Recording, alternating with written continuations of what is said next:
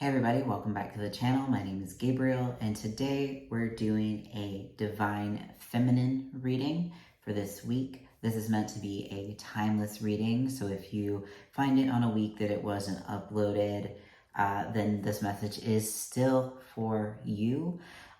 This also applies if you are a Divine Masculine looking for insight on your Divine Feminine, or if you're a Divine Feminine looking for insight on yourself. There's a message for you if you've landed on this video.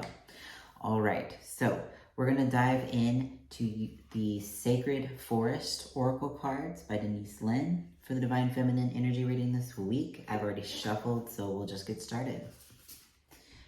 The first card is Growth. And I don't know, this particular card, it's pretty, but she kind of reminds me, Divine Feminines out there who maybe aren't into this, but I feel like this transcends masculine, feminine. If you like the Last of Us video game or the HBO series, feels like this growth is very similar to that, or some kind of Pirates of the Caribbean movie or something, where all this growth is growing upon her. It's kind of gross in a way, actually. But the growth here, I feel, is actually, growth within your union, growth within your journey, and even if you're not seeing tangible results with your twin flame right now. Like right now on the outside, it looks like they're still with the third party. They're still with the karmic partner. They're still not coming to you in the way that you would like. Divine Feminine, just know that as you continue to grow and love yourself and, expand, your twin flame can't help but be attracted to that energy. And just know that he feels it too. You don't have to go out and get his attention. You don't have to text him and let him know that he's been doing this for you. All you have to do is do it for yourself. He's connected with you at the core, and he knows when you're growing. He knows when you're really, truly loving yourself, and he's attracted to that energy as you are just in your divine feminine glory. All right. Next card is Meandering Pathway. And this is flow. Yeah, and this is really just a reminder to go with the flow. And, it's interesting. I'm able to do this for the Divine Feminine reading because I do the Divine Masculine reading first for this week.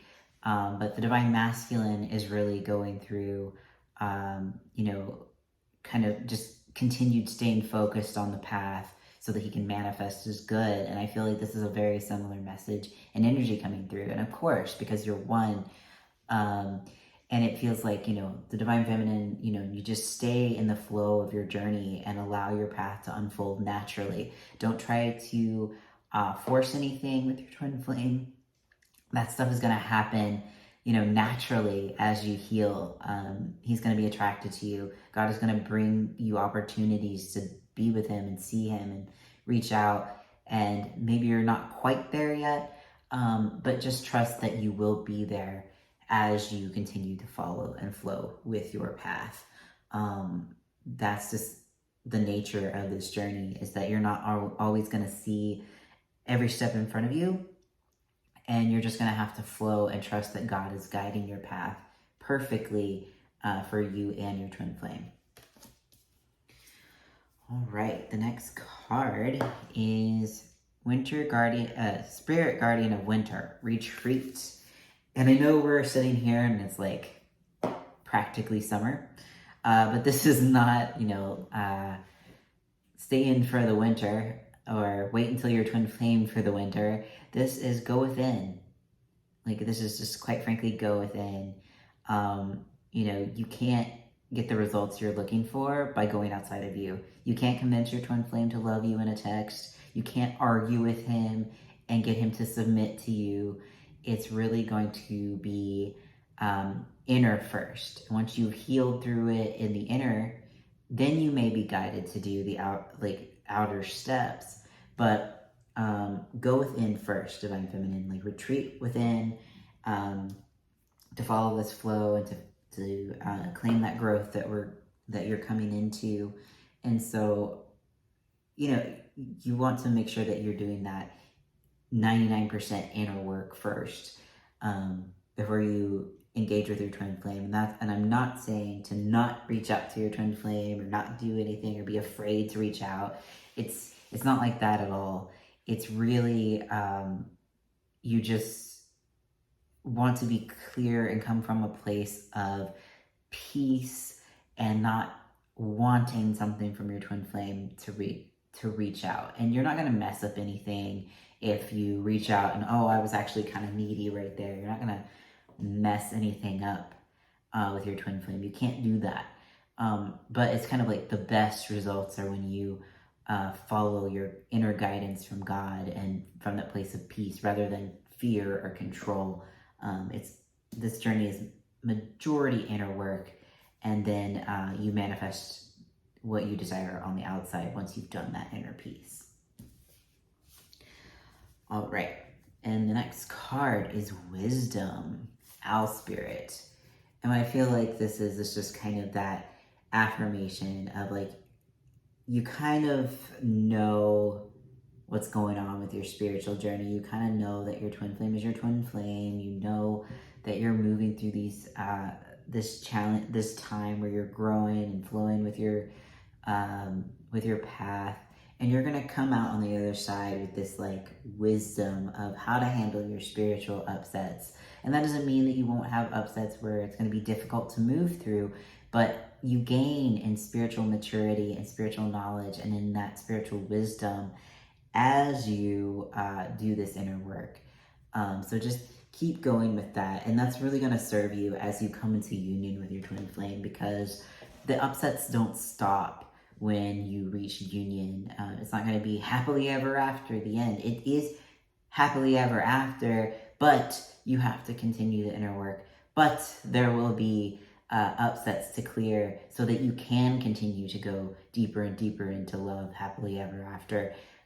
So if you have that foundation of inner work, you have that foundation of spiritual knowledge and maturity, you're going to be able to handle it better instead of falling back into separation when a big upset arises or when a trauma emerges. Like, you're going to be able to handle that and take the steps and claim the support that you need in order to move through it with your twin flame. All right, the last card is Dragonfly Spirit, Change 12.